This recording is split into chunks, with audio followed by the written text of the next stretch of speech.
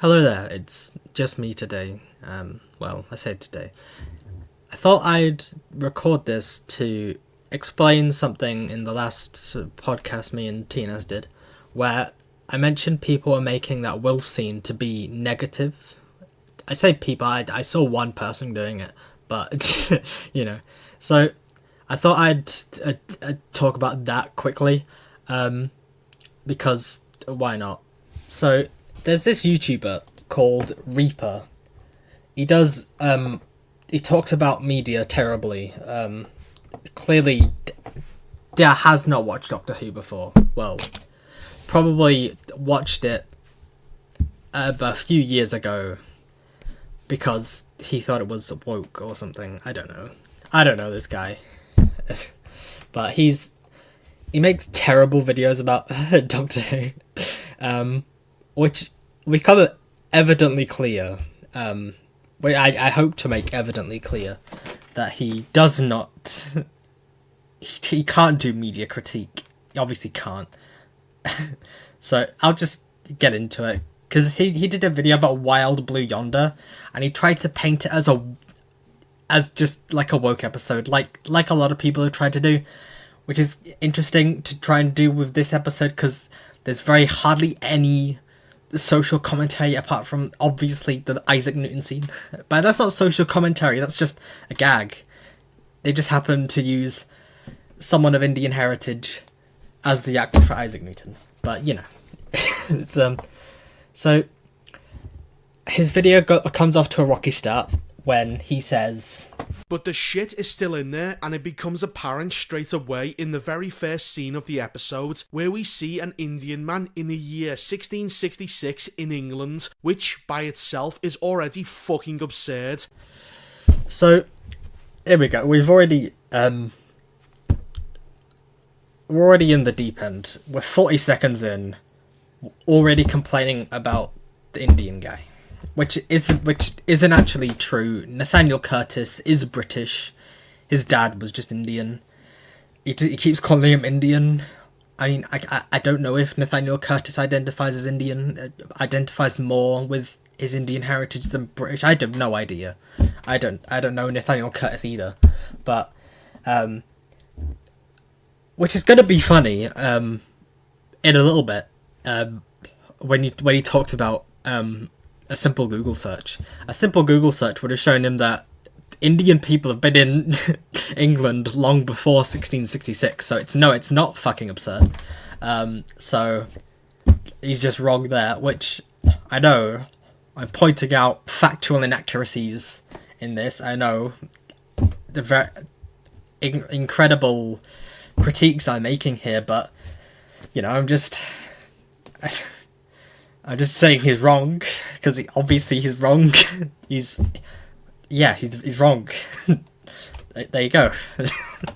As England in the 17th century is not the diverse melting pot that the BBC constantly lies about in every historical show they shit out nowadays. But the writers have taken this a step further, as this Indian man is supposed to be Sir Isaac Newton. No, he's not. Uh-huh. No, he's not. Yeah, you're so. You'll see now he also intersperses a bunch of clips from South Park and other stuff because this is supposed to be a funny video and he needs to make sure that you laugh. You have to laugh because it's South Park. How you supposed to know if it's funny or not if there's no South Park clips, you know? I don't think the BBC is saying Isaac Newton is an Indian guy.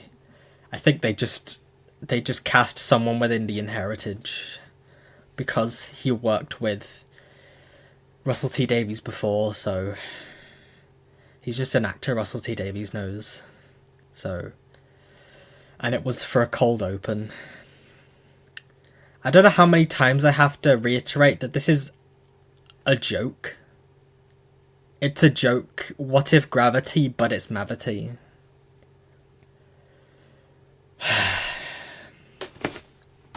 We have paintings of the man which clearly show him as white. All it would take is 2 seconds of research to find this out. It would have taken 2 seconds of research to find out that Indian people also have been in Britain since 1916. Hey, this is just me editing whatever it is I just filmed. I have no idea. I say 1916, I meant 1616. Okay, yes, I got the date. I got the year wrong because I was just ad-libbing the whole thing. So yeah, so shush. But I guess not everyone can do a Google search. You know, it's... Of course, you've got to search about the white guy before you search for the Indian guy. I know what I'm trying to say there, but whatever. I try to say he's racist. He's probably racist. All it would take is 2 seconds of research to find this out and prove the writer's wrong. So it's clearly not down to ignorance. No, it's down to the fact that the BBC has an agenda that they want to push. Also, okay. Okay. So, okay, let's be real here. Either the Russell T Davies cast a guy he's worked with before with It's a Sin, a different show Russell T Davies made. I'm pretty sure Nathaniel Curtis was in that. Let me check. Yeah, he was in It's a Sin, which was another show by Russell T Davies. So either Russell T Davies cast him as Isaac Newton because he knew who Nathaniel Curtis was, worked with him before. It's a, convenient casting, or hear me out here. The BBC has an agenda that it wants to push to make Isaac Newton an Indian guy. I'm not sure. I think I believe the first one. Probably. I just thought of that now. But I believe myself more than I believe this guy.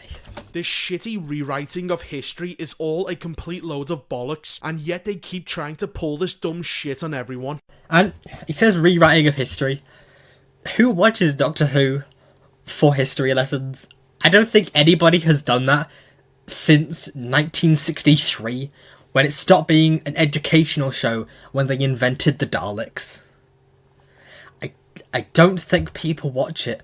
This is the thing. I mean, this was the whole thing about Roald Dahl's stuff, is that they're reselling Roald Dahl's books with, it was insensitive stuff being removed, and people thought that was rewriting history. It's not rewriting history if the history is still there. You can still access the history. I don't think Doctor Who is saying, this is what Isaac Newton looked like, don't Google it. I don't think I saw that anywhere in the episode. I don't think I saw that. So I can see that Nathaniel Curtis is playing Isaac Newton, but I know Isaac Newton doesn't look like Nathaniel Curtis. Like, I know that because I've seen paintings of Isaac Newton. I didn't go out of this episode thinking, oh, I've been wrong my entire life. Isaac Newton did look like that. I didn't think that at the end of this episode, so I don't know what he's getting at. I don't know what he's getting at. They did this back with Capaldi's run as well. Regency England. A bit more black than they show in the movies. So was Jesus. History's a whitewash. Oh, shut the fuck up. Well, I mean, it's true. Jesus wasn't white, but, there's... This is why Doctor Who cannot be saved. These assholes can't and won't make escapism, which is the only thing that Doctor Who should be. Okay, just... If you want escapism, why can't you just turn your brain off and just why do you have to be like, no, the BBC is historically inaccurate, they didn't cast a white guy to play Isaac Newton for the 2 minutes Isaac Newton was on screen for. He was on screen for 2 minutes out of an hour episode. It was a gag. If, like I've said in the podcast, if Nikola Tesla in the Jodie Whittaker episode didn't look like Nikola Tesla, that would make sense because it's an episode about Nikola Tesla. This is an episode where the Doctor and Donna are trapped on a spaceship at the edge of the universe, and for 2 minutes they saw Isaac Newton. It's 2 minutes of an hour episode. It's a gag. It's a joke. Can you just turn your brain off for 2 minutes without just immediately the sirens going off in your mind that Doctor Who is woke when it always has been anyway? A fun series where for 1 hour of the day, most people can just ignore the stupid shit they see on the internet and just be entertained for a little bit. Is that too much to ask? Okay, yeah. Why can't you do that? Why can't you just be entertained for a minute and just think about, like, instead of what skin color a character has, just think about the episode. Just watch it and just be like, that's alright, you know? This dude saw one thing and just immediately said, this episode is terrible, it's bad, I hate it. And you'll see that this is the only thing he hates about the episode. This is the only thing, he has nothing else to say about the episode except that Isaac Newton wasn't a white guy. That's it. That's all he has to say about it. That's all.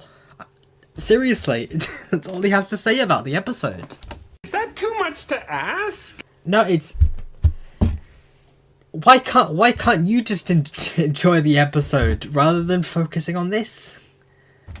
Is it too much to ask just for you just to... They don't have to be focusing on these minute details about something so small and insignificant in an hour episode. What else? Alright, the comedy is embarrassingly bad, the CGI is terrible, the dialogue is dogshit, and the pandering gets irritating real fucking quick. Anyway, I'm going to break down this special, but it's shit, so I'm not really spoiling anything. He said he's going to break down this special. You'll see he will not break down this special. He won't. Hey, this is editing me again. I know, another appearance. You're probably going to be seeing me a few more times, I guess. So, I didn't address this in my original recording, but he mentions that the comedy is embarrassingly bad, the CGI is terrible, and the dialogue is dogshit. Well, really, he doesn't actually show any examples of that because he just says it and he doesn't... Again, this isn't critique, this is just complaining about something you have no idea what you're talking about. Any examples where the comedy is embarrassingly bad, show us terrible CGI, show us terrible dialogue. He doesn't, because he doesn't include clips from the episode, he doesn't include any audio from the episode, he just includes clips, like visuals. That's all he includes. He doesn't include anything, he just includes sound bites from different shows, because comedy, for some reason. So like I said before, it begins in 1666. So now we start again. We're 2 minutes into this episode. We've got 4 minutes left to break down an hour episode. He's going to break down this hour episode. And he's going to start again. With 4 minutes left. This is going to be interesting. It won't be interesting. In an incredibly diverse England, where an Indian Isaac Newton... Based Indian Isaac Newton under an apple tree. Based. I'm tired of being analytical and I'm just taking the piss now. Is sitting underneath an apple tree. At this point, why not make it an orange tree? Yes, orange tree. Because oranges are better than apples. Or a giant cock. Yes, even better. Indian Isaac Newton sitting underneath a giant cock. That's the Doctor Who I want to see. So he's sitting under the tree writing in his diary until the TARDIS comes out of nowhere and just smashes into the tree at the speed of what looks like a jet aircraft. And yet despite hitting it with such force, the tree doesn't even bend from the impact. Okay, yeah, that's fair enough. That's a valid criticism that yeah. Yeah, that is true. The tree did. Maybe the TARDIS took care. The TARDIS is a living thing after all. Maybe it, you know, didn't want to kill Isaac Newton. We then see an obvious green screen. Yeah, it's an obvious green screen. Well, it's not that obvious, I wouldn't say, but it is a green screen. I think it's a blue screen actually. I can't remember. It might be a green screen or a blue screen. I don't know. Yes, because they couldn't film in the same place. They couldn't film in the same place. That's why. That's all. That's the only reason. They didn't. The schedules didn't line up properly. They couldn't film in the same place. That's it. They couldn't film at the same place at the same time, so they just green screened them together. Isaac Newton, Nathaniel Curtis, was talking into a tree with nobody in it, and then they filmed Donna and Catherine and David's scenes afterwards where they just talk to nothing as well. So yeah, it is a green screen because they filmed at different times because they couldn't film at the same time. If you watched Doctor Who Unleashed, you would understand this. If you watched it Unleashed, you would understand. If you're doing media critique, you watch the behind the scenes. If you want to critique media, oh my god, you watch the behind the scenes too, so you understand. Because you're like, oh, that's a green screen. Why is it a green screen? Oh, I don't know, maybe watch the behind the scenes part that they made specifically for this stuff. Maybe watch that as well. If you actually want to do media critique instead of pumping out this bullshit.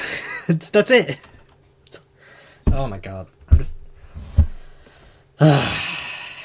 where the Doctor and Donna are stuck in the incredibly strong apple tree before once again time travelling to a spaceship at the edge of the universe. And because Donna spilt a tiny amount of coffee on the controls, the TARDIS now needs to repair itself, because apparently this copy of the TARDIS has just exposed wires all over the place. So yeah, we're halfway through the video. We're finally finished with the Isaac Newton stuff. We're finally done. 3 minutes in. He's got 3 more minutes to break down the next 58 minutes of this episode. We spent 3 minutes on 2 minutes of the episode. Got 3 minutes to do 58 minutes of the episode. You're gonna love how he does this. To pass the time until the TARDIS repairs itself, they both comment on how attractive Indian Isaac Newton was, which basically means that the Doctor is now gay. You gotta love the Family Guy's clips. It's not funny if there's no Family Guy clips. But yeah, the Doctor does say Isaac Newton is hot. I know, shocker. The Doctor has never, ever done anything like this with a guy. Never has he ever done that. Except that time where Captain Jack kissed him. In the Passing of the Ways. Kissed the Ninth Doctor. And the Ninth Doctor didn't care at all. He wasn't grossed out. Nah, he was into that. God forbid he watches that episode. Because he's just gonna... his mind is just gonna explode. When he sees that. Because he's gonna... he's just gonna be in shock, but you know. Yeah, the Doctor has never... he's never been... he's never said anything like that, ever. And of course, we can't forget Daleks in Manhattan, where the Doctor says Frank can kiss him if he wanted to. Gotta forget that. It's very highly been established that Time Lords and Gallifreyans do not care for gender stereotypes at all. Peter Capaldi already made that clear. That I'm pretty sure in I think what was it Smile, I think it was called, that the emoji one. They've moved past gender and its associated stereotypes, so whatever. I don't think we need to dwell on this too much. Let's go past Isaac Newton. Well, there you have it, everyone. Being gay is a choice now, according to the writers of the BBC, since the Doctor never was gay, never showed any interest in being gay, and has always inherited personality traits from his previous versions. Yeah, but the Doctor's personality can still change. Like, that's been established for a long time, that the Doctor's personality can change. I don't think it matters. Hey, it's editing me again for like the 3rd time or something. I've lost count. if you're actually a fan of Doctor Who, you would know it's not a version of the Doctor. It's an incarnation. Just thought I'd nitpick that. He calls them versions. It's they're incarnations, buddy. I know. We got him again. We got him on a factual thing you got wrong, but there you go. But throw all of that history out of the window because the Doctor has decided to love Dick now. Good job, people at the BBC. How very progressive of you. You can admit someone's attractive without... What? Whatever. The girl talk is then interrupted as the TARDIS, along with his sonic screwdriver, fucks off as it detects a threat and will only return when they have dealt with it. They walk around some more trying to figure out what has happened to the ship until both the Doctor and Donna start talking to each other's doppelgangers in different rooms. Well, turns out that they are weird shape-shifting aliens from outside the universe that are slowly trying to imitate the pair of them until they can enter the universe and start doing some evil shit. When asked why they want to behave like a bunch of assholes, they respond by saying they only want to because they see wars and shit going on in our own universe and have learned to be evil by simply watching us. Okay, I mean, that's just the premise of the episode. I mean, it's not too incorrect. I mean, there is a lot. If we've seen in the Doctor Who universe, there's a lot of war going on. I mean, pretty sure it's if there's one thing that there's a lot of in the Doctor Who universe, there's a lot of war and a lot of hate. So, you know, it's not a bad premise. I mean, so after a lot of running around and pushing buttons, they eventually blow up the ship alongside the asshole aliens. So there we go. That's how he summarizes the rest of the episode. Running around and pressing buttons, the ship blows up. You know, it's the robot that presses the button. They don't press the button. It's the robot that presses the button. Okay, I mean, there we go. Alongside the asshole aliens. The episode comes to an end. That's it. That's how he summarizes the next 58 minutes. They see doppelgangers. They blow up the ship. The end. See, he has nothing else to say because this is a media critique. He doesn't care. He probably didn't even watch the episode. He probably just like kept pressing the right arrow key while he was watching on iPlayer. Jesus Christ. The worst video I've ever seen in my entire life. This is... What even was the point of this video if it wasn't just for clicks? Does he even feel fulfilled making this sort of content? I don't think he does. I think he's just like a lifeless husk that just sort of sits on the end of a microphone, sort of like me. He's like me, and that's depressing. Now this is the part that pisses me off a lot. He turns this heartfelt, emotional scene, Bernard Cribbins' last credit, on anything he's ever done. And he makes it a negative.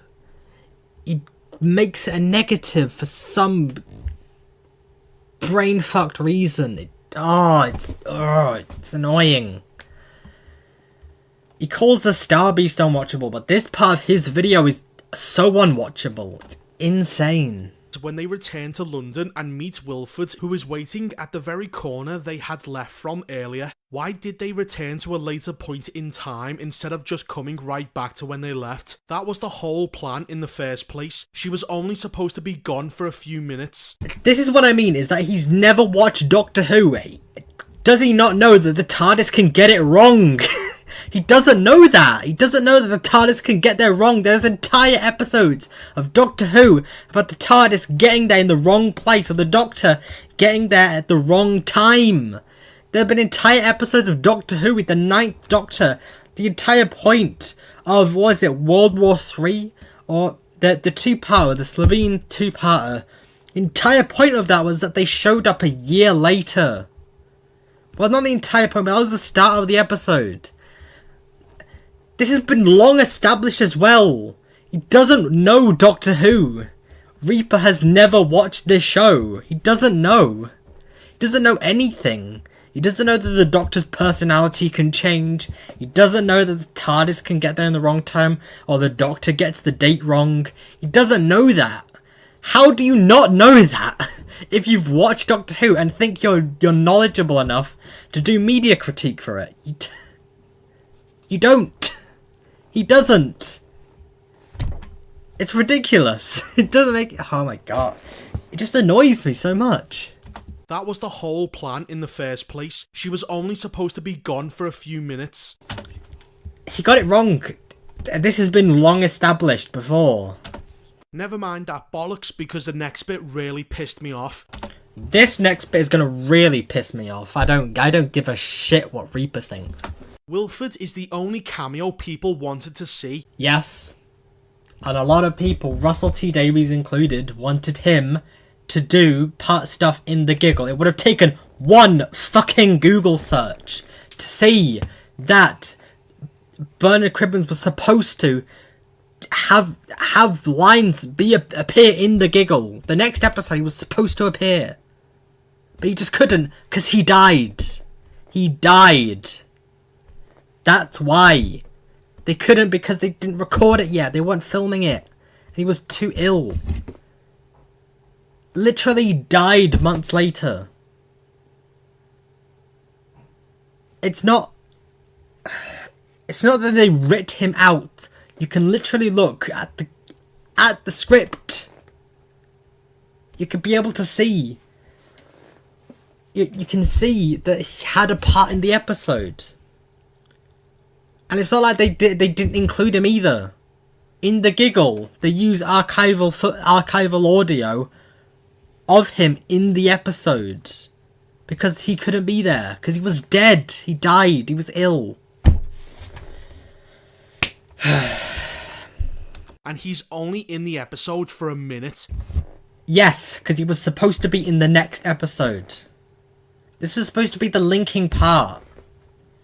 He wanted to do more. If you had watched Doctor Who Unleashed, you would know that. Russell T Davies says that he wanted Bernard Cribbins to be able to do more, but he just couldn't. Because he died. They don't reminisce or catch up or anything. No, instead of a heartfelt reunion between the Doctor and Wilford. There was a there was. You just missed it because you were... Oh. They did. They had that moment and then they linked it to the next episode. Because that's what it does. That's what Doctor Who does. That's what they did last episode. They linked it to the next one. Spilling the coffee or whatever. They just linked the episodes together. Because it's supposed to be like one long story. Basically like a 3-parter. They're just sort of disconnected. Oh, let's just get this video over with. 1 minute left. Jesus Christ. What we get instead is a shitty cliffhanger ending where everyone in London keeps beating the shit out of each other. What more did you want? It's an hour episode. They finished the episode. Did you want it to be a 2-hour episode with the next part added on? What did you want? This was... Yes, it's a cliffhanger for the next episode that Bernard Cribbins was supposed to be in, but he just couldn't do it. He was ill. Which, to be fair, is pretty unusual for London, as most of the time you're not getting punched, you're getting stabbed. And that's it. That's the end of the second special. Yes, that's the end, because they reached the end, because they finished the episode, and they linked it to the next episode. That's the end. It's a cliffhanger for the next episode, because it's... There's 3 episodes. They did 3 episodes. That's the end, because it's an hour. Yeah. Doctor Who has done cliffhangers before. You know? I'll probably go look back, and if he complained about the ending of the Star Beast. Because it ended. What? I thought you hated this. Why are you annoyed that it's ending? I don't get it. Because you don't have anything else to complain about? I think I know why. Because he has nothing else to complain about. Because everything else is great. All he has to complain about is Isaac Newton, the Doctor calling him hot. That's it. That's all he has to complain about. And he's just annoyed that he doesn't have more to complain about. There we go.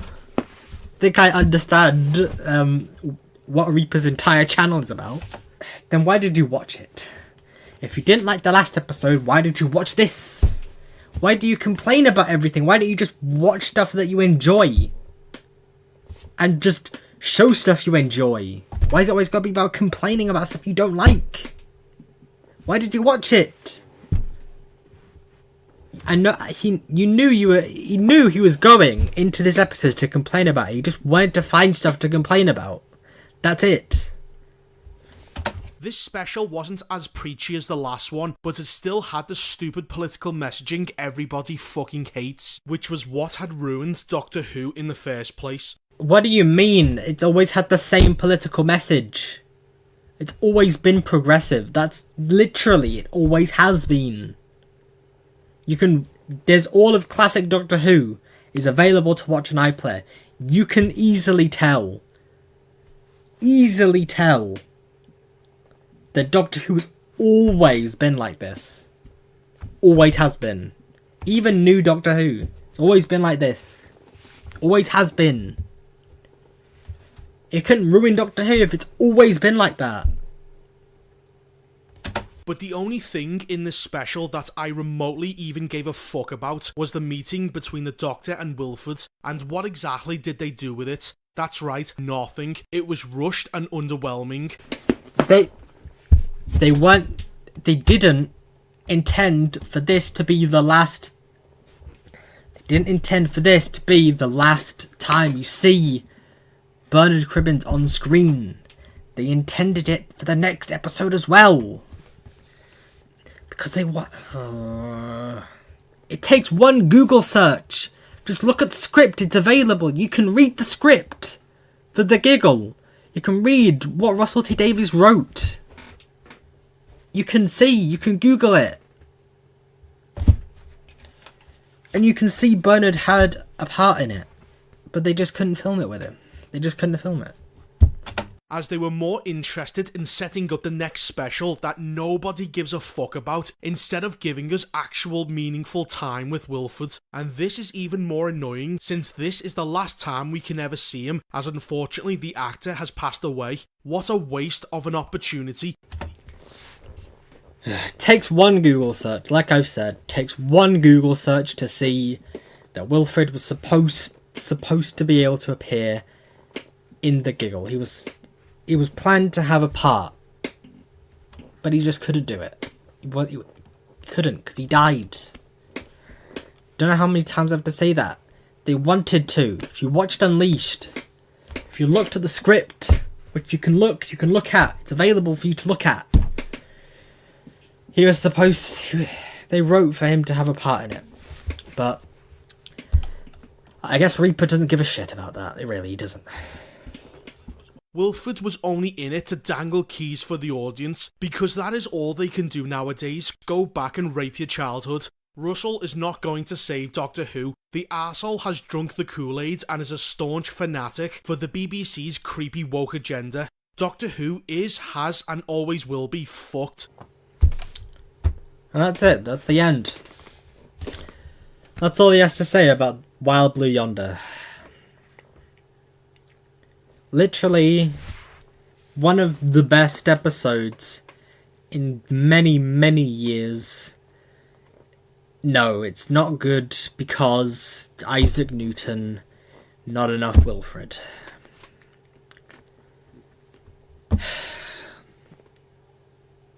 This is what I mean. It's just a piss take because I'm just so angry because how can you turn that moment with Wilfred into what he did? I'm just speechless. It's literally insane that's what you take away from that scene. I'm just speechless. I don't know what to say. Yeah, Reaper. You fuck him, I know, you know? Just literally awful person. But anyway, I just wanted to explain what I meant by some people turning that Wilfred scene into a negative. That just sort of made me angry, you know. But whatever, whatever. It's a shame.